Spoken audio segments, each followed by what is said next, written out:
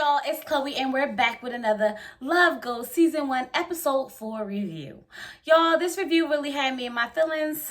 It had me in my feelings. Not gonna lie, teared up a little bit, was a little emotional because I'm a girl who loves love, okay? And I saw a lot of love in this episode and I enjoyed it, okay? We got a tad bit of drama, but nothing crazy, but a tad bit. All right, so the episode starts off basically. Spirit comes in and she's like, you know that couch over there? That's not for y'all to play musical chairs with, okay? Every time y'all, you get into an argument and don't want to sit next to your significant other, that's not what that couch is there for. That couch is there because we have another couple entering the house. And the couple that's entering the house is Coolio and his on and off girlfriend, Mimi, of 8 years. Okay, now Mimi is a stripper, okay? And I know her from Wife Swap, and which is where everyone, she says, should know her from, okay? Obviously, I don't know if everyone watches Wife Swap, but she was on it. I watched that episode, and I'm not too fond of their relationship. That's just my opinion. They have a lot going on. I didn't like the way she ran her house, okay? That's just me. But that's not why we're here. We're here because they want to fix their relationship, and they want to figure out whether they should stay married or not. While the couples are asking them, why are they there? She basically just says he's a cheater, okay? He says, you're not going to blame it all on me? No, you're not going to blame it all on me. And I'm just like, well, if you're the cheater, then I guess there's the problem. I don't know what she's doing to cause you to cheat, but if she's doing something to cause you to cheat, you might as well just leave and not cheat. But eventually, she stays. And he keeps cheating. But we're going to get there. I'm pretty sure the breakthrough is going to happen down the line. Right. Spirit wants to know what made Coolio choose her. And he said because she wasn't like the other girls. You know, she didn't drink, she didn't smoke, she didn't do drugs. She's not that type of girl. She says, how do you end up with a rapper when you didn't like the rap lifestyle? Because when she first met him, he was having a party. And it was a bunch of half-naked girls and girls making out. You know, and I guess that what drew him to her. It wasn't the normal girl he's used to. So he fought to get her. And his persistency, is that the word? Him being persistent is what made him want her. What made her want him? Yeah, what made her want him? But anyway, the whole time they're discussing their, problems in a relationship, we come to find out that, Coolio has been raised around a lot of different men. And the men that he's always been around have been cheaters. So he just picks up this habit and he thinks that it's okay and it's cool and that's the thing to do. And when he goes and he does what he wants to do, it goes on for like 2 or 3, 4 days. And when it happens, he doesn't talk to his girlfriend. And we trying to figure out like how you got a whole girlfriend and you go 4 or 5 days without talking to her. But he says, because he just don't give a F. Oh, really? So you just don't care? You can go 4 or 5 days without talking to your girlfriend that you were so persistent to get because she wasn't like all the other girls, to go be with a bunch of girls that are like the girls that's not like your girlfriend. Okay, makes sense. I get it. I get it. But anyway, y'all, they go and they're going to do some exercises to build trust. But before we get there, we have to discuss Benzino's breakdown. Benzino is having a breakdown. He's going off. He's upset. He's yelling. He's having a fit because Sunday told him that Althea may be inviting a man to the house and she wants to give him a heads up. So he won't be surprised if this happens. And I'm just like, whoo, this is going to be messy. This is messy. Althea says she didn't say she was going to bring a man to the house. No, she wasn't going to do that. She just wishes he was there. Bull. BS.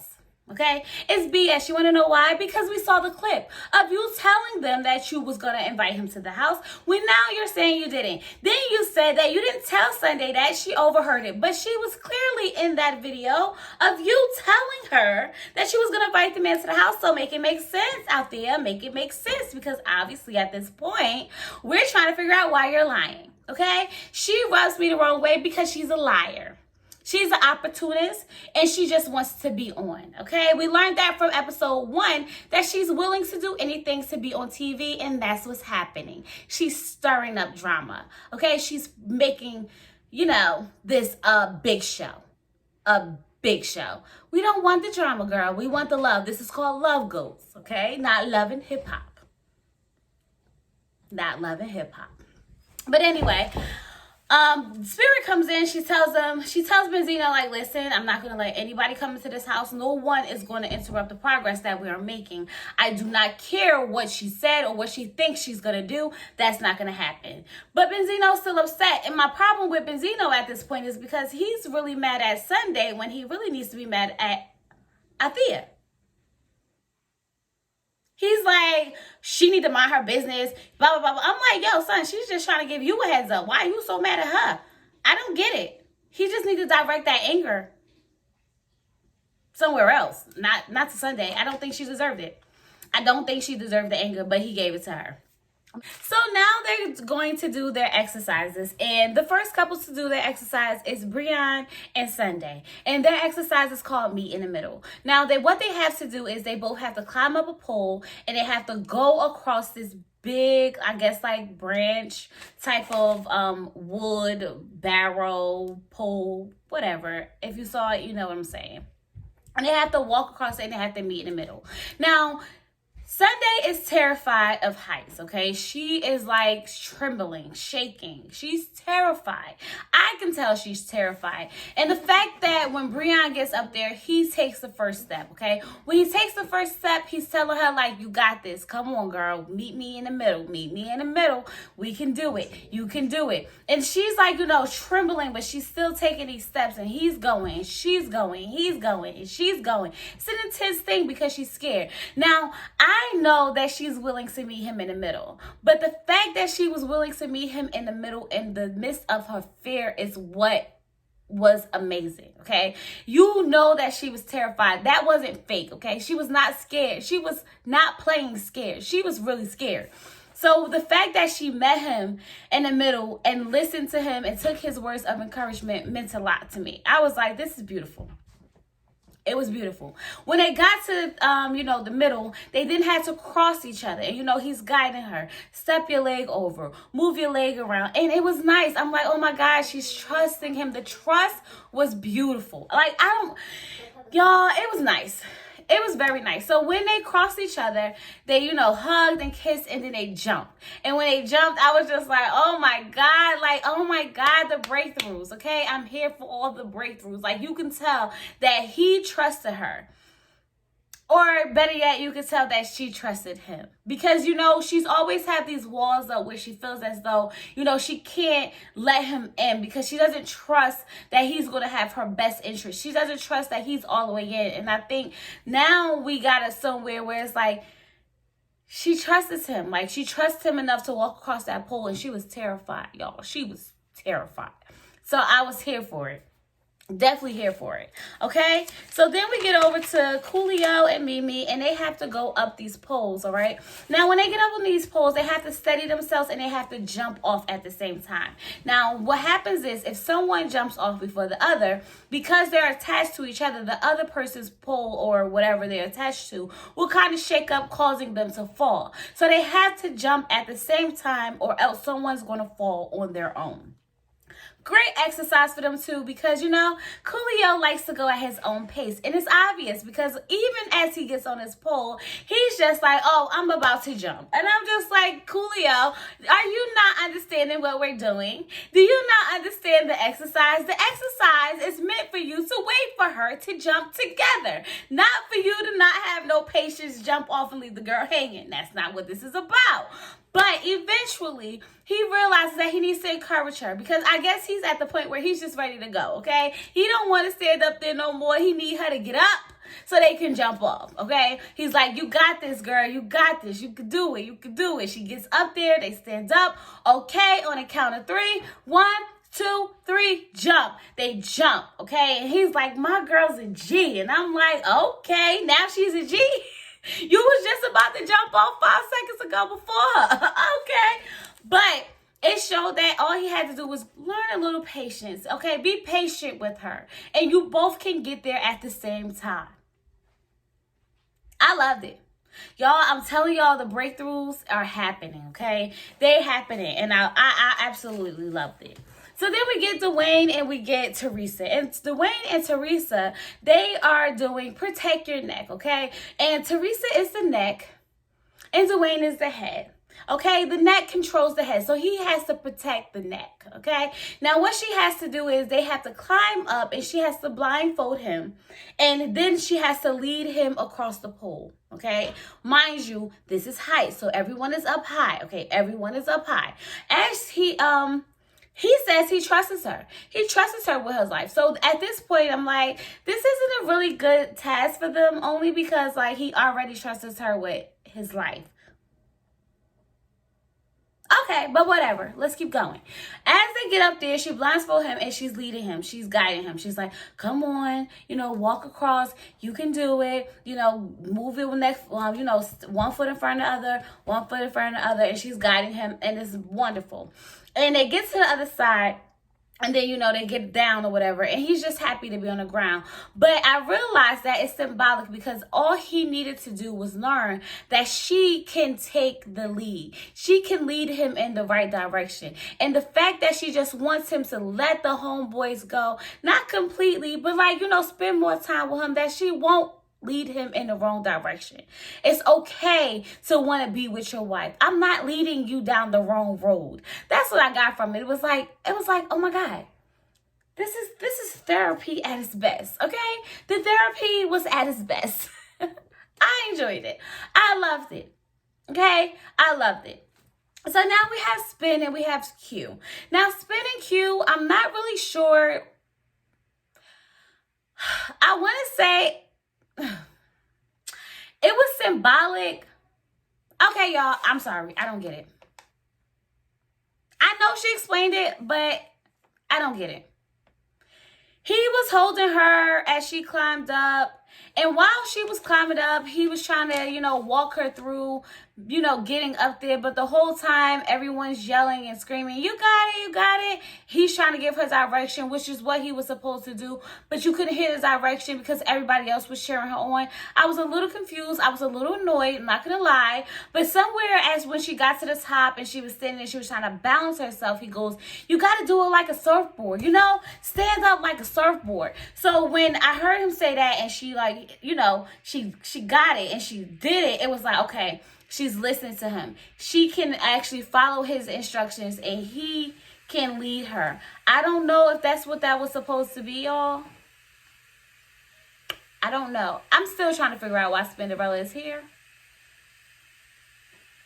I mean, I get it, but I feel like her internal issues don't have much to do with him. I don't think they should be on Love Goals. I think she needs to be on Iyanla Fix My Life because I think she needs to fix her life. Yeah, I think she needs to fix her own issues before she can go and have Love Goals. I don't like her. I'm not going to say I don't like her. I don't like her on this show. I don't feel like what she's here for is what they're trying to accomplish. Yeah, that's just my opinion, y'all. Sorry, just my opinion. So then we get over to Benzino and Althea. Now, we can't have Benzino and Althea without drama, y'all. It's just not going to happen. We have to have drama when it comes to Althea and Benzino. Now, Benzino is like, I'm not doing it. I'm not doing it. I'm not doing it. And, Spirit's like, well, you made a commitment. You told me you was going to do it. And he's just like, why are you doing this to me? Tell her to get that other dude that was supposed to come into the house to come do this with her. I don't want to do this with her. But eventually, Spirit talks him into doing it. And they're going to climb up the wall. Now, this is a long wall, you climb up, you grab the pieces, and you're stepping up, and you're climbing up. And they're not talking to each other. So everyone's like, you got to talk to each other, communicate to each other. Somewhere along the line, Benzino almost falls off the wall. When he almost falls off the wall, Althea grabs him, okay? She, tries to grab him, and, it was a breakthrough for them at that moment because it felt like she was like, I'm not going to let you fall. You can tell that she cared about his well-being. She cared for him as a person. And, they helped each other. From that moment on, it was like, okay, move your leg up. Okay, move your leg up. And he kept saying, you always been stronger than me. You got this. You always been stronger than me. And they're directing each other. And they're moving as a team, Like how you supposed to do when you got a family. You move as a team, okay? Everything is together for the purpose of your family. And they were break it down. And he's crying and she's crying. And he's like, I'm sorry. And it was, y'all, I don't know. I'm sorry. But it was a breakthrough for me. I was in my feelings because I seen them argue so much, and you can tell the love that they have is so freaking real. Now, I don't know if they're putting on a show and fronting with all the drama for TV, but the love that they had from that scene was so freaking real. When they got to the top and they embraced, I was like, oh my God, this is nice. It's refreshing. And he broke down when they got down. He was like, I'm sorry to everyone for messing, from wilding out. I'm sorry to Thea for everything. And he's crying. He's just like, I'm messed up. And he's telling her, like, my life has not been the same without you. And I'm just sitting here like, yes, this is what she's been wanting. She's been wanting you to open up and tell you that you love her all this time. And she's doing this and she's pressing your buttons because the whole time she loves you and she wants you, but you guys are making it so hard to be together, and I don't understand why. How can two people who love each other make it so hard to be together? Why? It gotta be for TV. This has to be a show because the way he acted when the connection, it was like, I hope I got my baby mother back. I hope I got my girl back, but I don't know. When he said my life was a mess without you, I said, oh my God, this is why he's spiraling. He's spiraling because he needs her. Okay, he needs her. But she's tired of the toxic relationship that they have, okay? They fight, they argue, he calls the police, he gets her at a psych house. It's like, why are y'all doing this? If y'all love each other, if y'all so connected, you have a child together, you can make it work. You just had to make it work. Y'all, I'm not gonna lie, I teared up. Yeah, I did. I loved it. But then again, I love love. So what can I say? But overall, y'all, the episode was what I think Love Goals should be. It wasn't filled with a whole bunch of, drama and yelling and cursing. It was actually a lot of breakthroughs, people learning to trust each other, opening up about their feelings about each other, seeing themselves in a different light, seeing what the other person sees in them. It was beautiful. I loved it. I don't care what y'all say. I enjoyed it. I don't know, but I'm looking forward to next week, okay? Because next week we get to work on ourselves individually and figure out what's wrong with us and how we can be better people. That's what it looked like from the preview. Just saying. But anyway, you guys, tell me how you felt about this episode. Don't forget to like, comment, and subscribe. Peace.